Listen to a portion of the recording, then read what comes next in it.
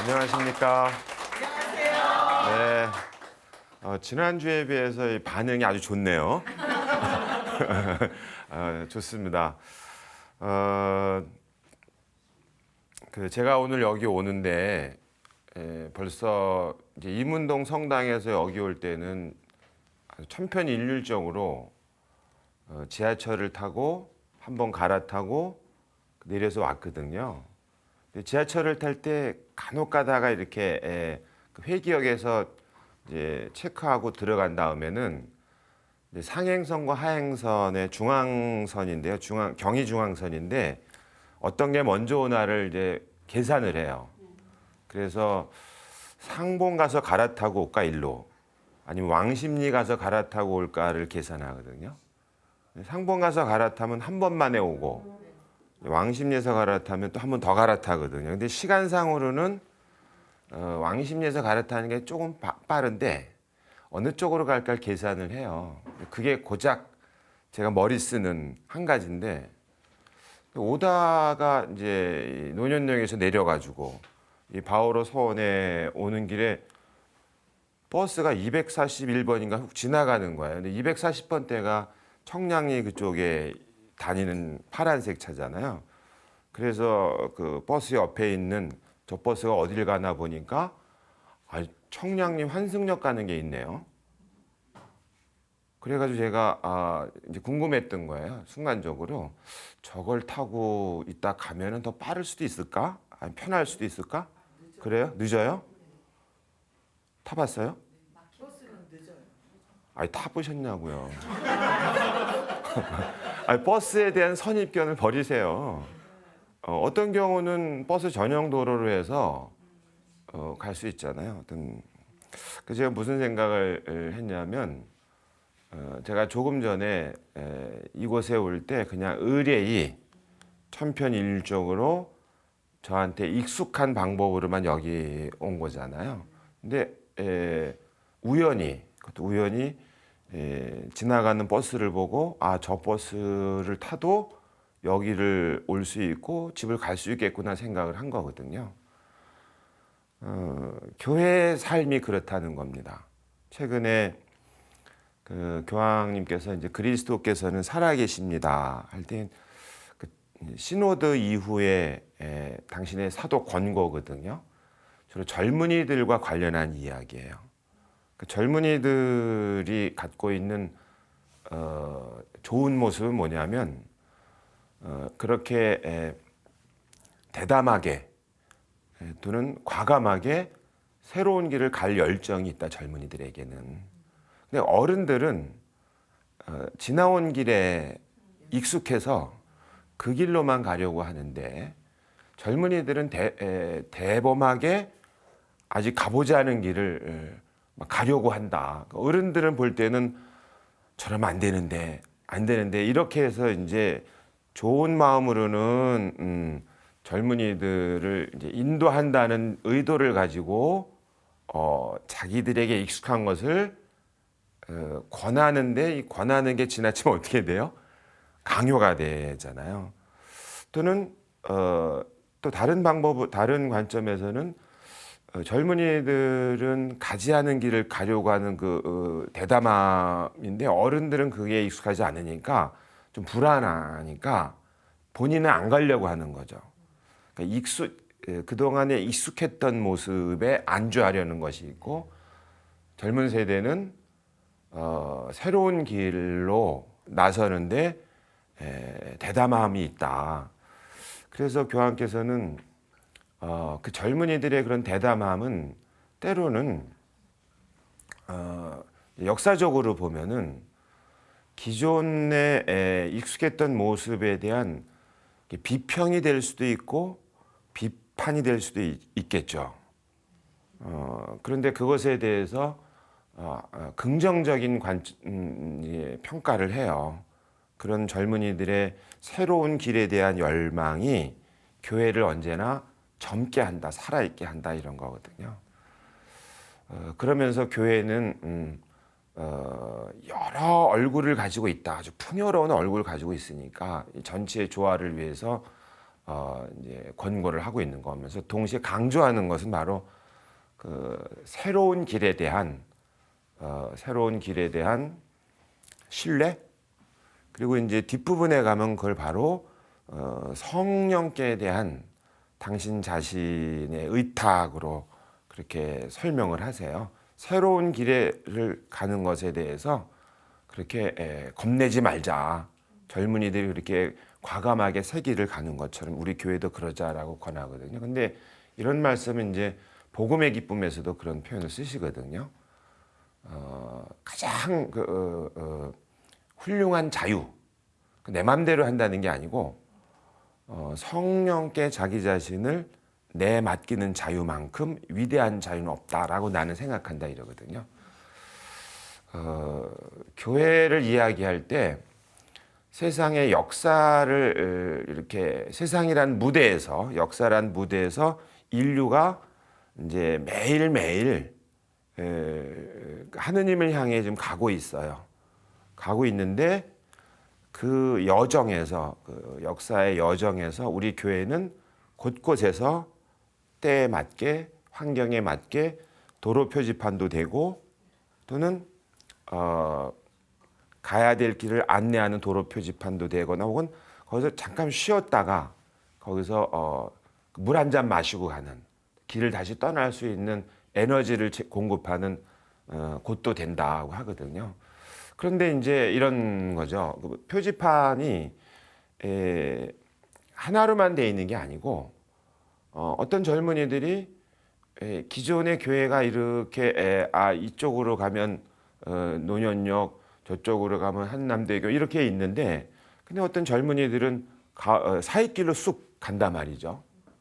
근데 그것에 대해서도 말하자면 성령의 인도하심에 대한 신뢰로 쫓아갈 수도 있는 그런 그 교회의 길, 교회와 세상의 관계를 생각해 본 겁니다. 그래서 개인적으로는 굉장히 많은 선택이 내 앞에 있는데 그 신앙에 대한 선택도 있지만 이 신앙의 빛으로 내가 무엇을 비춰볼 거냐 많은 경우에는 다 자기 자신의 문제만 비춰보려고 하거든요.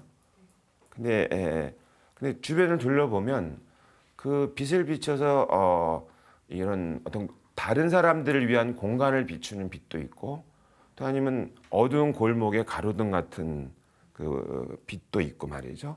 또 그런 것이 있으니까 우리가 신앙의 빛을 비출 때 나만의 문제만 비추지 말고 내 주변도 좀 신앙으로 바라보는 그런 것도 우리는 그 새로운 길로 나한테는 익숙하지 않지만 이런 기회를 통해서 점검해 볼 시간이 됐으면 좋겠고 또 공동체 차원도 있을 수 있거든요. 나는 늘 만약에 예를 들어서 우리 성당 공동체가 2019년도에 3억 계획 분과별로 뭐 이렇게 하는데 근데 그것을 그 본당이 관심을 기울였던 것이 대부분 자기 본당의 일과 관련해 있는 것에 머물렀다면 좀 이제는 눈을 좀 바깥으로 돌려서 다른 곳으로 전혀 여태까지 우리가 해오지 않았던 일도 한번 검토해 볼 수가 있다. 그게 그 교회가 가야 될 길이나 신앙의 가르침에 전혀 뭐 맞지 않는 것이 아니라면 뭐든지 할 수 있다. 이런 그 태도, 시각 혹은 뭐 시선의 어떤 그 확장 혹은 변화도 필요할 것 같고 저는 이제 그런 점에서는 그 이 교회를 교회와 세상을 얘기할 때 조금 교황께서는 그 우리 신앙인과 교회가 또 각 교구가 정말 중요하게 해야 될 일이 시대 정신을 제대로 잘 파악하는 거라 그랬거든요. 무슨 얘기냐면 우리 이 사회의 어떤 변화 과정이 굉장히 빨라요. 엄청 빠르거든요. 그럼 우리 이 사회가 지금 이제 2020년을 좀 지나가고 있는데요. 50년 전의 경험, 우리의 경험하고 지금 2020년의 경험하고는 아마 침착하게 생각해 보면 스스로도 놀랄 정도로 굉장히 많은 변화가 나타난 거예요. 근데 겉으로만 큰 변화가 나타난 게 아니거든요. 개인이나 공동체 생각도 엄청 다른 변화를 겪은 거란 말이죠. 그럼 그것이 올바른 길로 가고 올바른 변화인지, 그리고 그 변화가 지금 어떤 경로를 통해서 어디로 가고 있는지에 대해서 한번 생각해 볼 필요가 있다는 것이거든요. 그런 점에서 그 시대의 징표를 좀 생각했으면 좋겠다. 그런 관점에서 교회와 세상이니까, 세상하면 뭐 전체를 말할 수 있는데, 이제 프란치스코 교황님 같은 경우는 지금 전체 세상을 놓고 볼 때 우리 이 인류가 또는 이 세상이 지금 어디를 향해 가고 있는가를, 또는 어디쯤 와 있는가, 어느 방향을 가고 있는가를 고민을 한다면, 그러면 이제 우리는 대한민국이면 대한민국이겠죠. 그럼 이 나라는 지금 어디로 가고 있는가? 물론 이게 이런 전체 우리 대한민국 전체 상황을 생각하는 분도 계시겠죠. 그런 것을 통상적으로 우리는 그 공동체 지도자들의 몫이라 그래요. 그 지도라는 말 자체가 그거 아니에요. 그 집단이, 공동체가 가야 될 길을 찾아보고 가리켜야 되는 게 지도자의 몫이거든요.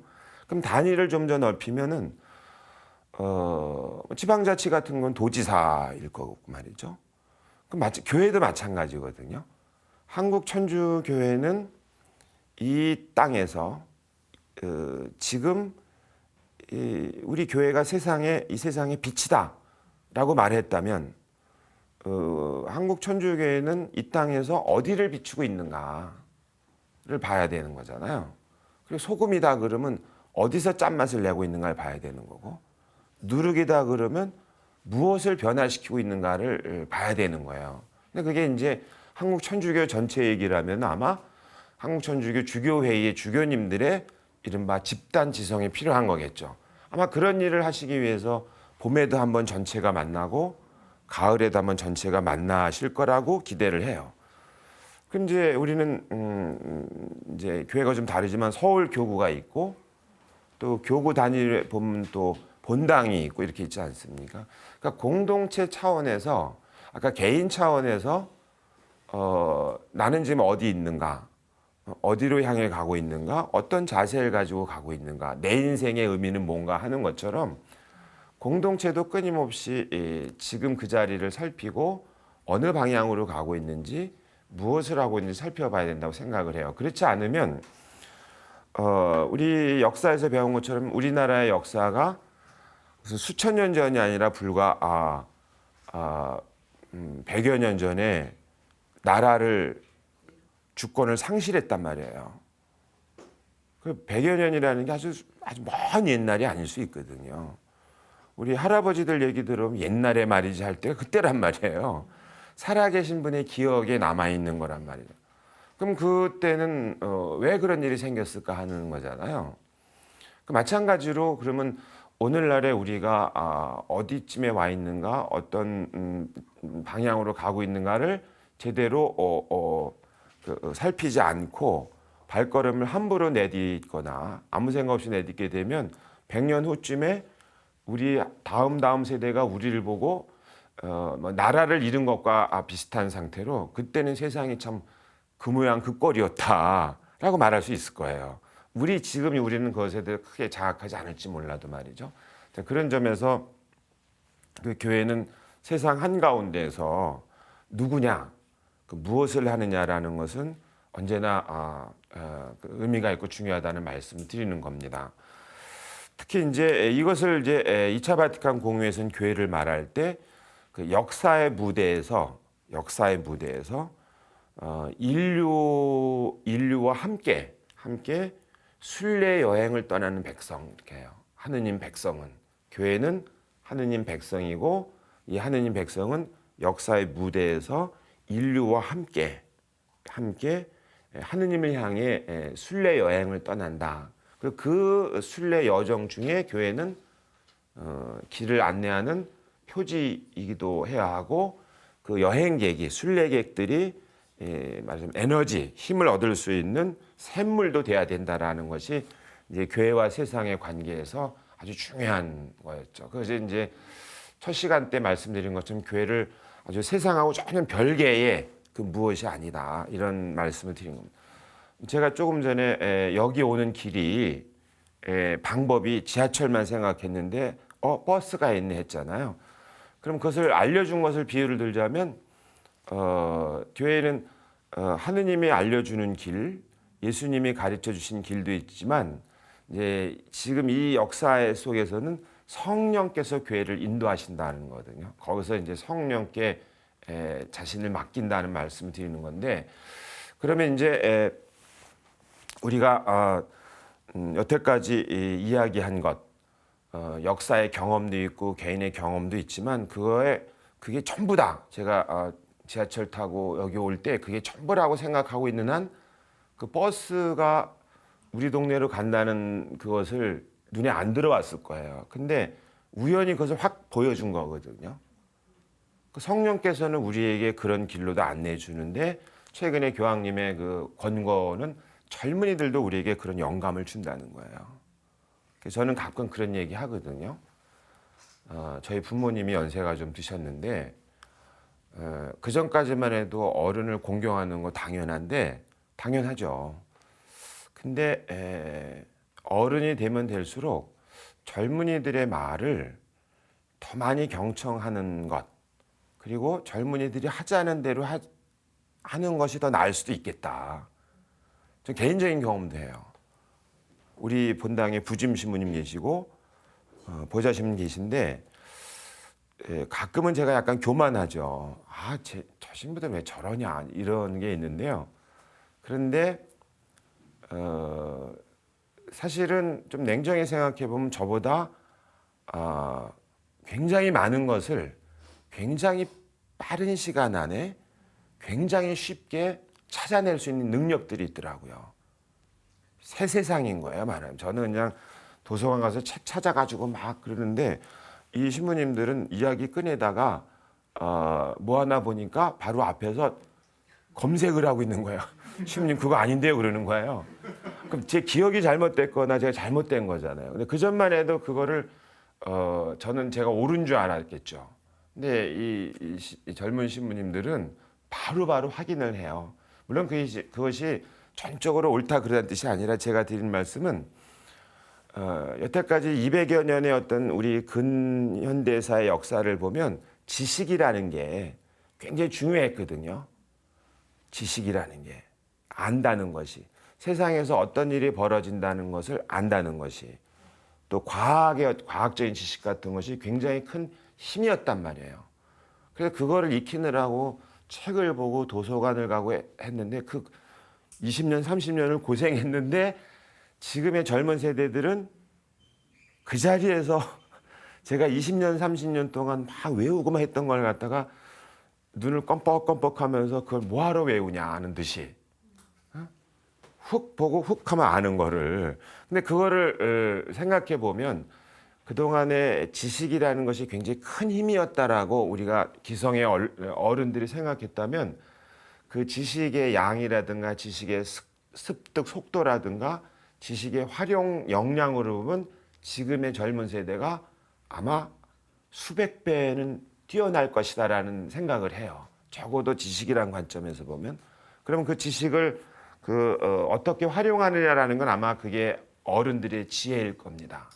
그래서 교황님께서도 젊은이들의 그 역량과 어른들의 그 경륜과 그 지혜 이 둘을 잘 조화시키는 임무도 우리 교회에게 있다는 취지로 말씀을 하시거든요. 그리스도께서는 살아계신다라는 권고에서 자 그런 점에서 성령께서 이 교회를 어디로 이끌어 가시는가는 이제 이렇게 한번 정리를 해보죠.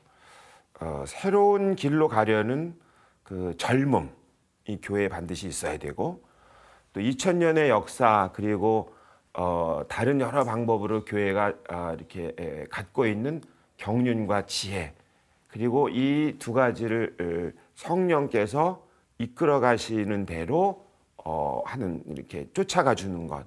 그러면 이제 교회는 이 역사라는 무대에서 인류가 가야 되는 그 길도 잘 가리킬 수도 있고 인류가 가는데 필요한 영적인 에너지를 제공할 수도 있다. 이렇게 좀 정리를 해보는 거죠.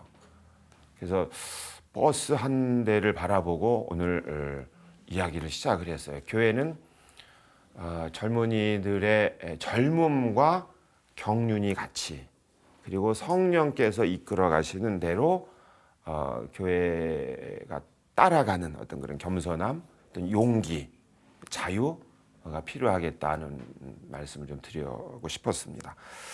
자, 오늘 혹시 우리 또 질문할 거 준비하셨죠?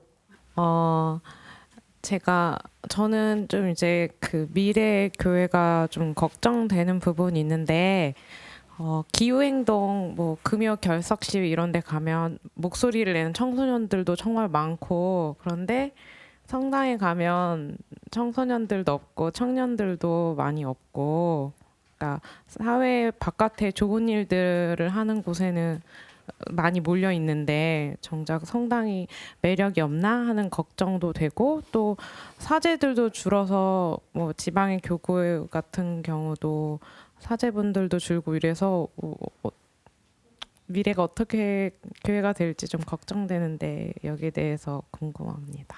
네. 그 유럽에 그 성지순례를 다녀오신 분들 계시잖아요. 그러면은 유럽의 교회는 살아있는 교회 같아요. 쇠락한 교회 같아요. 쇠락한 교회. 지금 말씀하신 것처럼 신자도 별로 안 보이고 말이죠. 그리고 사제도 잘 안 보이고 또 부족하고 말이죠. 근데 그게 제가 잠깐 말씀드렸는데 어느 날 갑자기 이렇게 된 거 아니거든요. 아까 이 시작하기 전에 이 시간이 굉장히 재미없다 그랬잖아요. 재미없는 얘기를 하자면 교회가 사람들한테 한 번, 두 번 실망을 줘가지고 그렇게 된 게 아니고 큼직한 정말 이게 왜 우리가 그냥 그걸 뭐라 그럽니까? 젊은 분들이 그냥 그 빵 때린다 그러나 그냥 한번 쾅 엄청난 충격. 근데 우리가 권투 선수들도 잔매를 많이 맞으면 나중에 체력이 떨어져서 그 공격을 못 한다 그러거든요. 권투 선수들도. 근데 그러다가 잔매를 맞다가 큰 주먹 한 번 맞으면 그냥 와르르 무너진다는 거예요. 그러니까 물론 이제 그냥 아주 그 유명한 어떤 그 선수처럼 그냥 너무 주먹이 세가지고 한 방 맞으면 쓰러지는 경우도 있지만 어지간하면은 잽 이게 톡톡톡톡 치는 거였거든요. 그러다가 이 배 쪽, 옆구리 쪽에 한번 톡 좀 크게 치면 호흡이 이렇게 호흡의 어떤 그 리듬이 이렇게 무너진대요. 그러면 그럴 때 이제 큰 타격을 입고 하는데 공격하는 사람은 그걸 안 돼요. 벌써 발걸음에 이게 달라지고 그다음에 체력이 떨어지니까 이게 막는 거 있지 않습니까? 그게 이렇게 이게 벌어지거나 내려간다는 거예요. 한 번에 하지 않고 이렇게 툭툭툭 쿵, 툭툭툭 쿵 하가 그거를 몇 차례 하게 되면 이제 더 이상 이제 서 있기도 힘들다 그러거든요. 유럽의 교회 역사도 그와 같은 비슷한 경향이라고 볼 수 있어요. 추세일 수 있어요. 뭐냐면 우리 세계사 시간에 그 계몽주의라고 했어요. 그 한자 말로 말하면은 계몽, 이제 말하자면 꿈에서 깨어나게 하는 거예요. 그리고 영어로 말하면 enlightenment 해가지고 그러니까 빛을 환하게 비친 어디에요? 사람의 이성에. 그러면 그 이성이 어둠 속에 있었다는 거잖아요. 그러면 어둠은 뭐였을까 하는 거예요. 그게 교회였단 말입니다. 그리고 우리 교회 쪽에서는 교회와 세상이라고 말할 수 있지만 세상 쪽에서는 사람의 이성이 교회라는 테두리 안에서 어둠에 갇혀 있었는데 거기서 빛을 비췄다. 깨어나는 거죠. 그런 경우에 사람들이 이 이성의 어떤 깨어남, 그 전에 무지몽매함에서 이제 이성의 깨어남인 거예요. 여러분 이제 지금은 별로 그런 게 없는데 뭐 사람들하고 이야기하다가 옛날에 그 모욕적인 언사 중에 뭐가 있어요? 무식해가지고 이럴 때 있지 않습니까? 무식해가지고 말이 정말 이럴 때 있지 않습니까?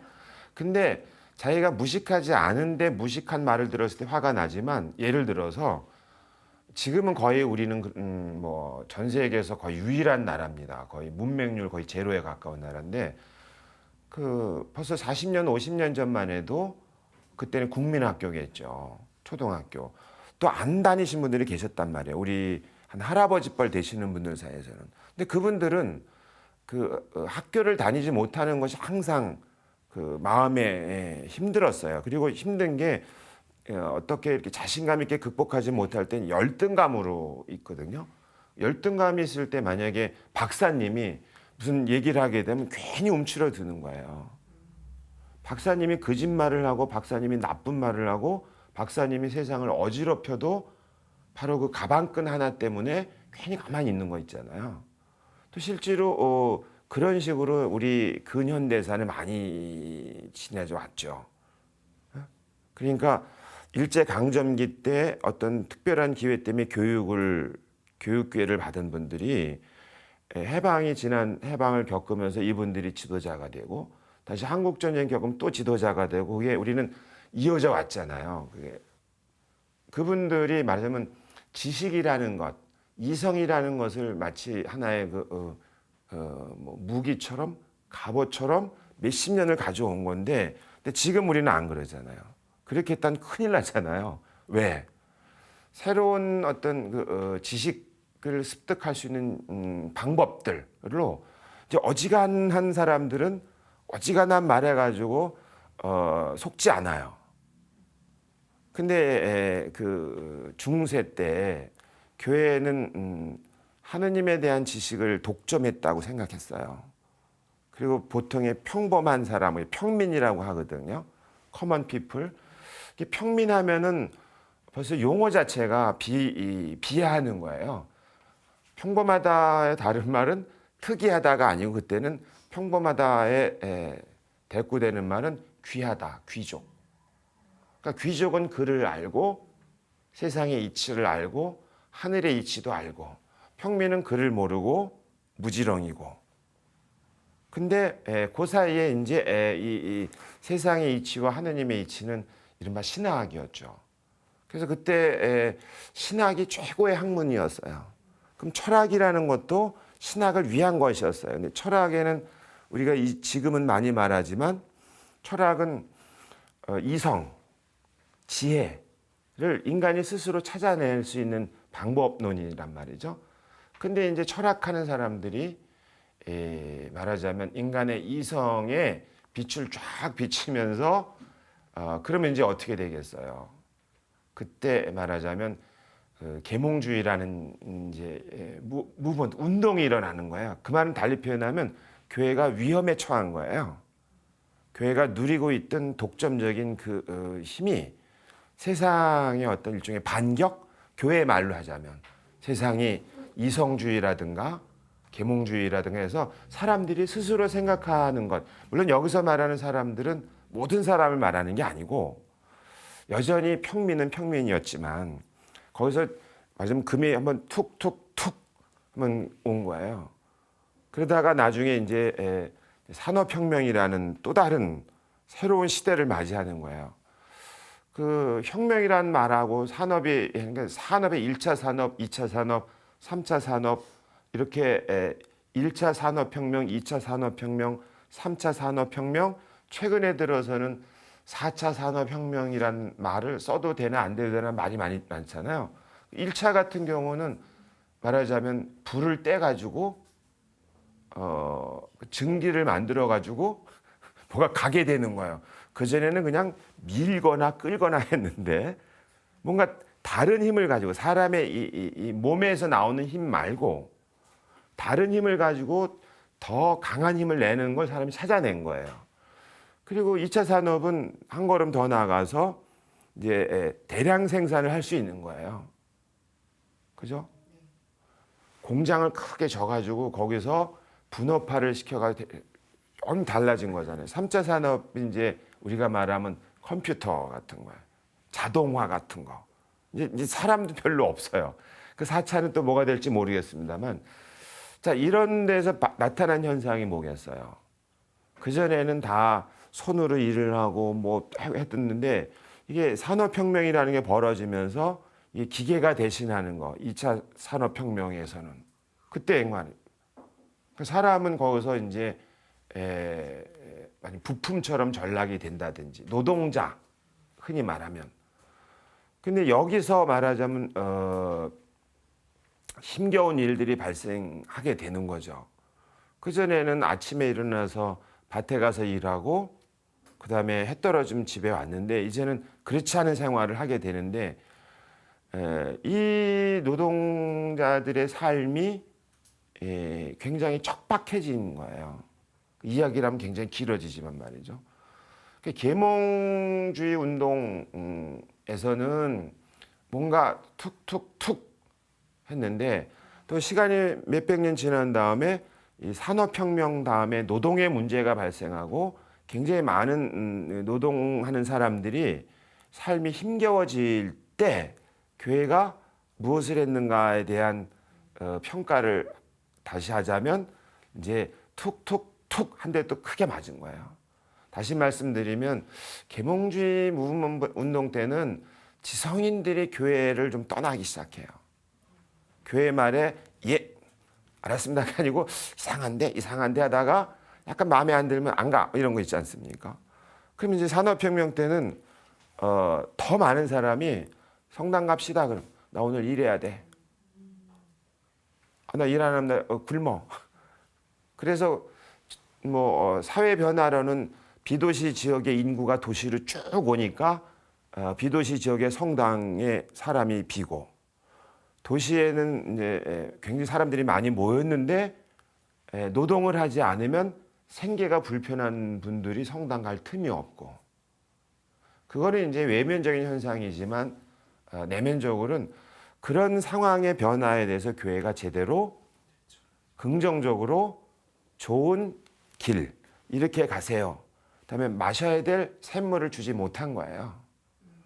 그러다가 다시 19세기, 20세기 다시 들어왔을 때 이른바 또 다른 혁명, 이른바 시민혁명 또는 사회주의 혁명, 산업혁명 다음에 사회주의 혁명, 시간 지난 다음에 시민혁명인데 이건 또 결정적인 게 된 거예요. 뭐예요? 시민혁명은 그전에는 왕국이었다가 시민혁명 다음에는 공화정 혹은 민국으로 바뀐 말씀드렸잖아요. 왕의 나라여서 민의 나라로 바뀐 거예요. 그럼 교회도 거기에 맞춰서 뭔가 했어야 되는데 하지 못한 거예요.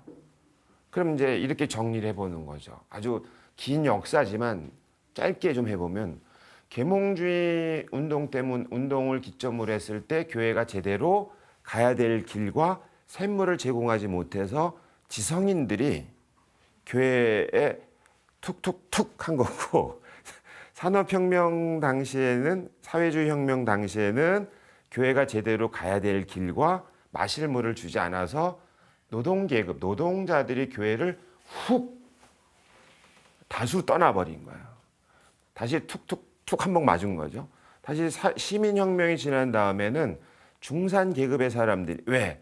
그전에는 교회와 왕이 뭔가를 해준 줄 알았는데 이게 공화정이 되고 민국이 되니까 그 몫을 누가 해요? 국가가 해야 된다고 생각한 거예요.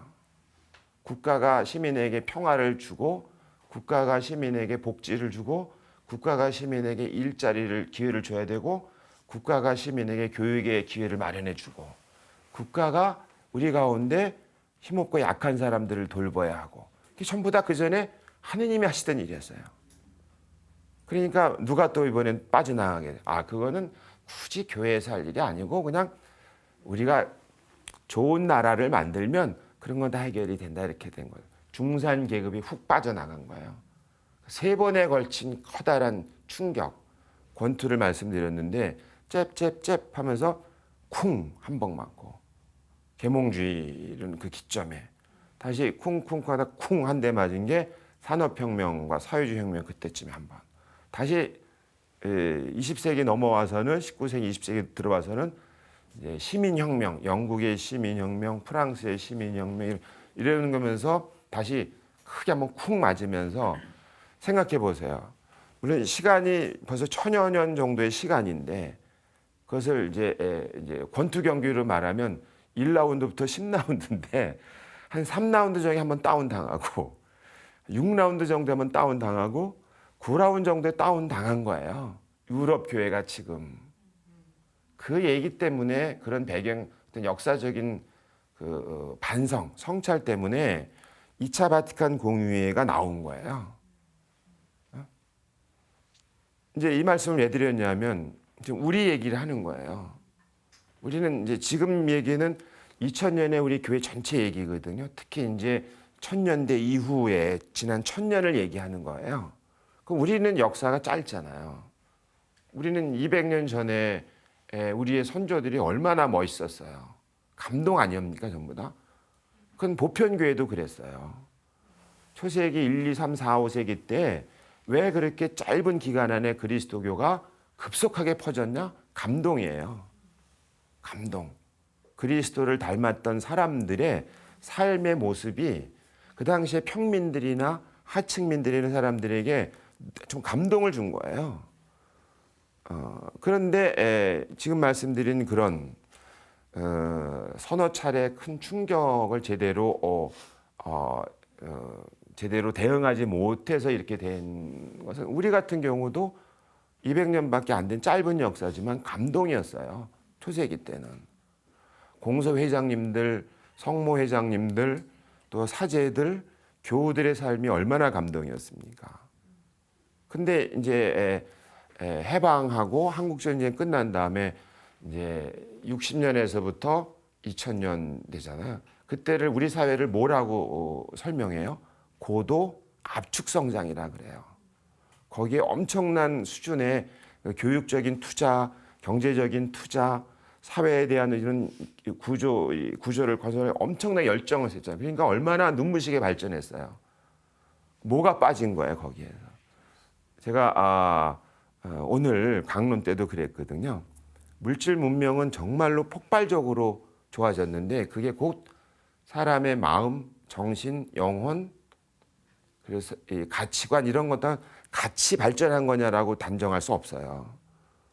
그러니까 지금의 현상은 제가 다른 자리에서는 그런 표현을 쓰는데 제 키가 180이거든요. 허우대가 멀쩡하죠. 근데 예를 들어서 제가 오른쪽 무릎은 이미 인대 수술을 2번 해가지고 뛰는 걸 잘 못해요. 그리고 이 뇌도 출혈이 한 번 와가지고 제가 약간 제정신 같지 않지 않습니까? 그런데다가 이제 속도 한번 뭐가 있어가지고 출혈이 와가지고 한번 그런 적이 있어요. 그러니까 허우대는 멀쩡한데 보이지 않는 데서는 이게 허약하기 짝이 없는 거예요. 그러니까 물질 문명은 풍요로워졌는데 실제로 정신력, 정신, 영혼, 마음은 아주 빈약하게 짝이 없는 거예요. 그게 고도 압축 성장이 우리 사회에 가져다 준 아주 위험한 폐해라 그러거든요. 교회도 마찬가지일 수 있어요. 교회도 제도를 잘 갖췄고 겉모습은 잘 갖췄고 구조도 잘 갖췄고 시스템도 잘 갖췄고 한 것 같은데 왜 이런 일이 생길까? 왜 사제는 줄어들고 신자는 줄어들고 할까? 그것을 제가 좀 산만하게 말씀드렸지만 본질, 교회다움을 사실은 제가 이런 말씀드린 거거든요. 물질 문명은 어디까지나 뭐예요? 어디까지나 사람과 사회, 그리고 지금과 미래의 사람과 사회를 위한 수단이고 도구예요. 물질 문명은 어디까지나. 물질 문명을 발달시켰다. 왜? 사람을 위해서예요. 그 공동체를 위해서예요. 그리고 지금만이 아니라 미래의 사람과 미래 공동체를 위해서 집을 짓기도 하고 도로를 놓기도 하는 거지 그게 목적이 아니란 말입니다. 이걸 뒤바꿔 버린 거예요. 물질 문명의 발전을 위해서 사람을 도구로 만들어 버린 거죠. 사람을 귀하지 않게 여긴다든가 공동체를 공동 운명체가 아니라 각자 도생의 아수라로 만든다든지 이런 경우는 그러면 결국은 건물은 번듯하게 졌는데 그 안에 사람이 아닌 거예요. 그 안에 가족들이 모여서 화목하지 않은 거예요.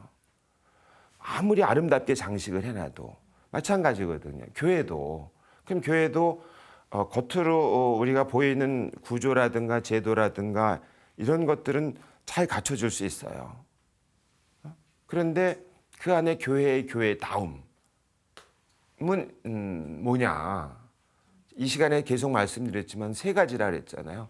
그 안에 정말 하느님 말씀이 그 사람들과 공동체를 이끌어가는 힘이냐 아니면 인간의 지식이나 욕망이나 또는 능력이 그거냐. 근데 그동안에 우리도 모르는 사이에 하느님의 말씀이 우리를 이끌어가는 게 아니고 사람의 능력, 그다음에 집단의 힘, 그다음에 숫자의 힘, 돈의 힘 이런 것들이 교회를 이끌어간다고 입으로는 그렇게 말하지 않았지만 실제 행동 양식은 그랬단 말이죠. 그러면 이제 모양은 뼈 모양인데 골다공증인 거죠. 두 번째로는 신비의 거행, 성사거든요. 근데 성사를 우리는 말하자면 예절로 그냥 형식적인 예절로 만들어 버리거나 첫째로 아니면 마치 부적처럼 만들어 버렸어요. 성사를 하게 되면 뭔가 될 줄 아는 이런 거 있지 않습니까? 근데 이걸 안 하면은 뭔가 잘못된 것 같은. 그러니까 성사가 우리를 그냥 활발하게 막 기쁘게 살게 하는 게 아니라 마치 의무가 돼 버린 거죠. 근데 성사는 그게 아니거든요. 하느님 말씀이라는 제가 첫 시간에 말씀드렸잖아요. 이 도시락 밥을 먹고 열심히 일을 해가지고 그 열심히 일한 다음에 노동을 하든지 일해가지고 그 수확한 걸 가지고 와서 아 정말로 이게 우리가 땀 흘려 일한 감자야? 하고 식구들끼리 나눠 먹는 자리가 성사란 말이에요. 근데 우리는 성사가 그런 게 아닌 것으로 바꾼 거죠. 그럼 이것을 그 성사에 가져올 재물, 그 같이 식구들이 모인 자리에 가져올 재물을 가져오는 일, 그게 이제 애덕의 실천, 사랑의 실천. 이 사랑의 실천은 개별적인 사랑과 사회 정치적인 실천, 사랑의 실천이 있다고 말씀드렸잖아요. 이 세 가지가 없다 보니까 세 가지가 교회 안에서 살아있는 것이 아니다 보니까 형식은 교회인데 그 교회를 표현하는 본질적인 세 가지 하느님의 말씀, 성사의 거행, 사랑의 실천. 근데 이 세 가지가 반짝반짝 빛나지 않고 하느님 말씀은 그냥 글자가 돼버리고 대신에 인간의 능력이나 힘이 주가 되고 성사는 형식이 되고 애덕 사랑의 실천은 그냥 그때그때 선택이 되고 하다 보니까 형식은 교회인데 안에는 살아있는 사람과 공동체가 없는 마치 유럽 교회처럼 말이죠. 그렇게 된 것 같아요. 그럼 이걸 어떻게 하면은 개선할 건가? 교황님 같은 경우가 이제 바로 영성이라 그러거든요. 영성. 근데 우리나라에서는 영성도 이제 또 그런 거예요. 영성을 마치 속으로 들어가는 내면으로 들어가는 영성, 그다음에 자기 자신 안으로 갇히는 영성이 마치 영성이라고 생각하는데 지금 교황님께서는 밖으로 나가서 다른 사람 안에 들어가서 그곳에 계신 하느님, 그곳에 계신 예수님, 그곳에서 활동하시는 성령을 찾아보는 것을 영성이라 그래요. 그걸 건전한 영성이라고 하거든요. 자, 이렇게 한번 얘기를 정리해 보겠습니다. 교회가 세상 안에서 제 기능, 제 역할을 하느냐에 따라서 교회가 살아있는 것이 되느냐, 죽은 교회가 되느냐라고 생각을 해볼 수 있어요. 왜? 교회는 하느님의 도구란 말이죠. 하느님의 손이란 말이에요. 하느님이 하려는 대로 하면 돼요. 근데 교회가 주인이 되려고 할 때 그것을 하느님의 뜻, 하느님의 도구로가 아니라 자기가 주인이 되려고 할 때 하느님하고 맞서는 게 되거든, 결과적으로. 그래서 공유에서 말한 것처럼 교회가 하느님의 얼굴을 가리기도 했다. 하느님을 보여주는 게 아니라 이런 이제 반성도 나오게 되는 거죠. 자, 그런 점에서 어떻게 해야 될까 생각한다면 교황님은 아주 단순하게 표현합니다. 성령께서 이끌어가는데 과감하게 우리를 맡기고 새 길을 나서는데 going out, 떠나서 교회의 어떤 하느님의 얼굴을 세상에 보여주기 위한 그 임무에 주저하지 말고 나가자. 그러면 뭐 된다, 이렇게 표현 가르치신다, 이렇게 볼 수 있습니다. 질문에 대한 답이 굉장히 좋은 질문이었는데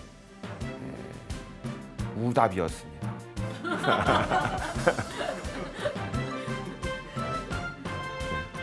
자, 고맙습니다. 다음 주에 또 뵙도록 하겠습니다.